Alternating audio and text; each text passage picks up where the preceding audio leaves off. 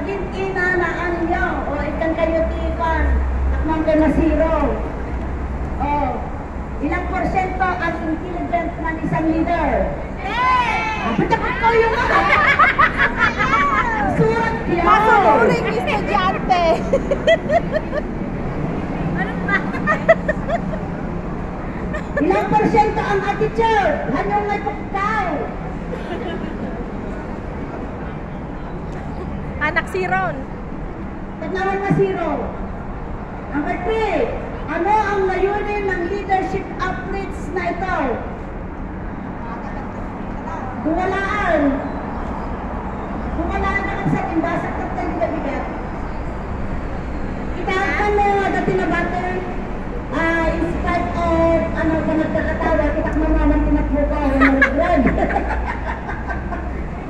Okay, ano ang layunin ng ating leadership outreach? May apat akong sinabi kaninang umaga.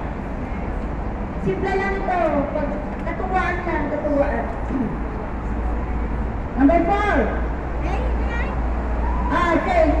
Medyo ating tagduwa, Ellie. Duwa. Duwa lang ginagalapat out of 4. Duwa lang ginagalapat out of 4. Next na tayo. Next question niya.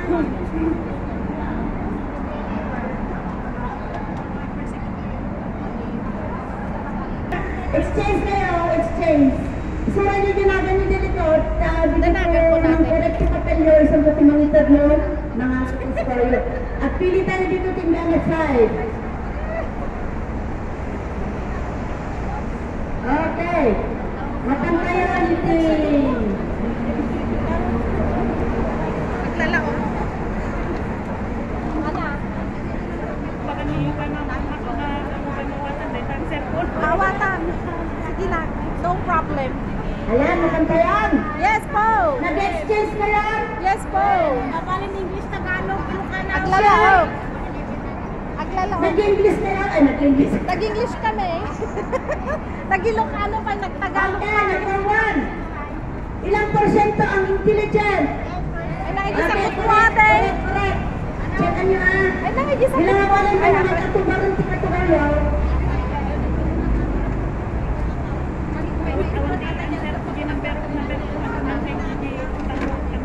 Okay, number 2. 90% attitude. Yes. Number 3. Ano ang layunin ng leadership? Ito.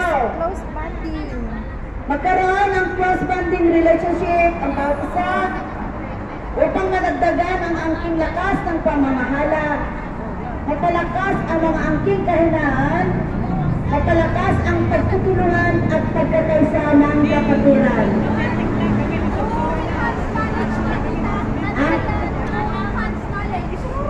Ang kaalaman. So, di ay kaalaman, In English na lang. English ay 2 points. mabalik na lagi tayo. Basta positive answer ah. Close bonding, karagdagang kaalaman, magkaroon ng angking lakas. Dumapati correct na ano, may sala. Dua ah, dua.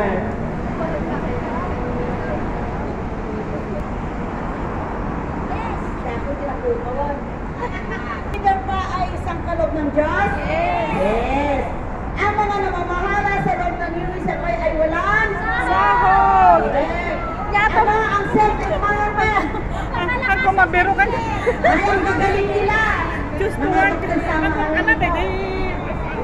Awan sahod na. Ano ang self-leadership? Ano ang self-leadership? Pamumuno sa sarili. Kung mali, wrong. Lumali ah.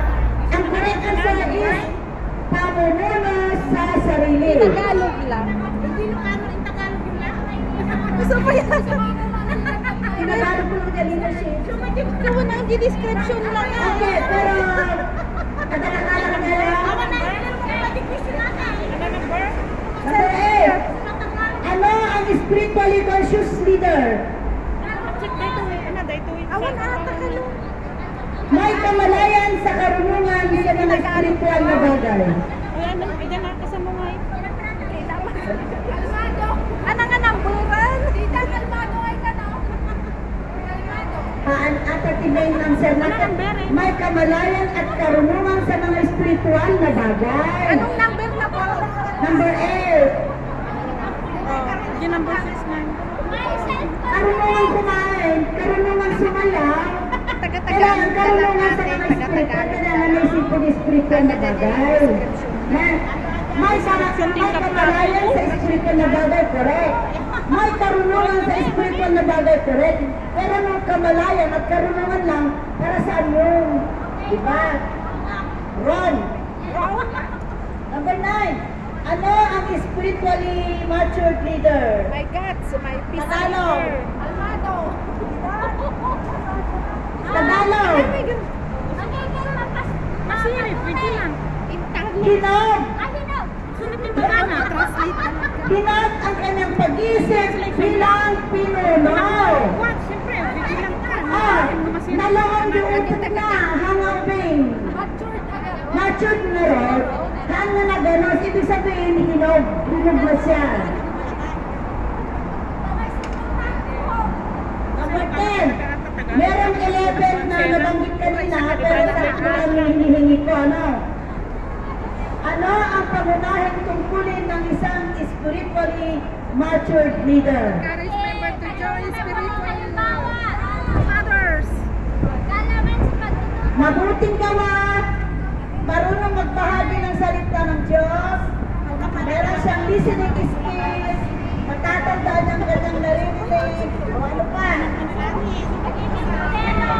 Hinahanap niya ang nawawalang tupa, nagbibigay payo sa mga tupang may problema. At naman sa pagtuturo ng, anong ituturo niya? Nandoon yan, pagpapabuti ng salita ng Diyos. Kung wala sa papel, wrong. Pagpapalaga ng salita ng Diyos. So, honesty is the best policy. Ano ang kalakasan ng isang leader? Yes, positive-minded. Positibong angkinan. Ano ang kalakasan ng isang leader? Anong number na po? Ang kalakasan ng isang leader, number 11, positive-minded. Ito yung positibong kaangkinan ng isang leader, ito yung kanyang kalakasan. So ano ang kahinaan ng isang leader?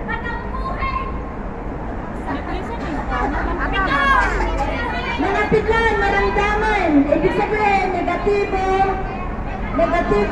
kaangkinan.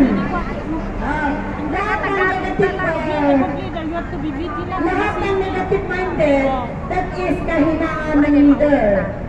Dapat peacemaker ka. May salamat check ko dahil. Okay, paraan ng pagbabago sa ating kahinaan. Ano ang mga dapat gawin upang mabago natin ang ating negatibong kaangkinan?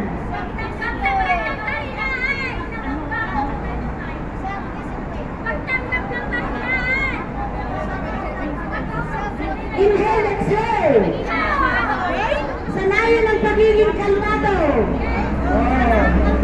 Ikaw bibigay yun na nagdito ka maaalis. Nasabi din. Practice what you preach. Nasabi guys. Adaan mo din dyan, self-control. Check yun. Yung may salamat to check na. Okay. Bilangin nyo naman natin check na dito kayo. Pakiulit po, Angie Kuwang. 6, 7, 8, 9. Nakadam? Nagmarilisa. Number 6. Ano ang self-empowerment? Pagpapalakas ng sarili. Number 7. Ano ang self-leadership? Pamumuno sa sarili. 8 po. Ano ang spiritually conscious leader? May kamalayan, karunungan sa mga spiritual na bagay. 9. Ano ang spiritually mature leader? Hinog na ang kanyang pag-iisip na loob. Na 5. Thank you. Walang 14, wala lang 13. Nanselang. Meron tayong dito, meron tayong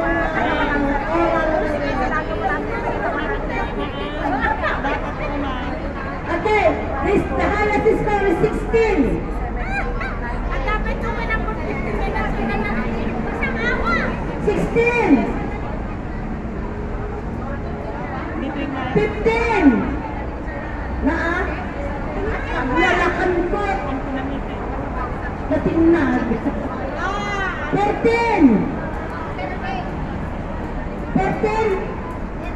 Walang 14. 13. Sinabi ba?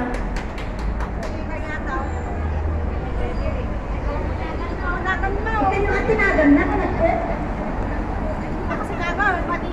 Sige na, 14. 13. Meron ng 13. 12.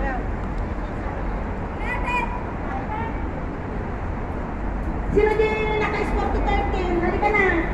Kanino yung 13? Sabar ka na mag-break. Evelyn Bonggas. Bebelin siya yung highest score. Palakpakan natin. Walang camera. Ay, meron po. Okay. Ito na siya. Number 13 from Wong Taisin family. Yay! Kingdom of God. Okay, 11. Ano talaga? 11. Taluda. Talo iti 11. May katinarutan. Awan pa Tatlong 11. Itang et. Minus piminta sa limaysan. Sino yung isa? Sino dati na? Vilma. Dati na Vilma na Balay mo. Kami gusto mo ikagulatan mo. Okay. Ay, nakamaw. Doon kayo. Ay, antay pa kang nag-picture. May salangan, 10. Ilan ang 10? 10 lang ang 10. Asika. Ay, sus. Ano isa?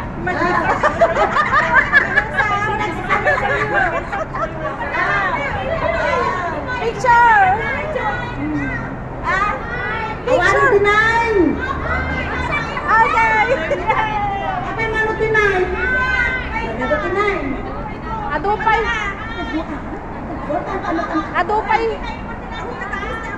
Ano na?